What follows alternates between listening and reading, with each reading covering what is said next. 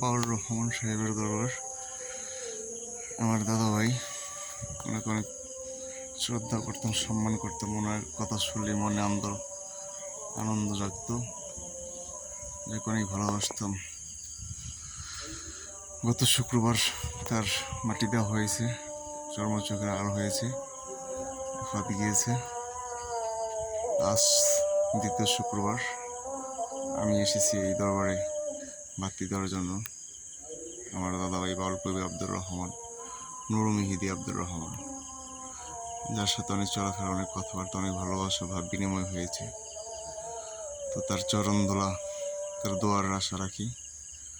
তাকে ভালোবেসে যাব। তার দরবারের শুভকামনা করি।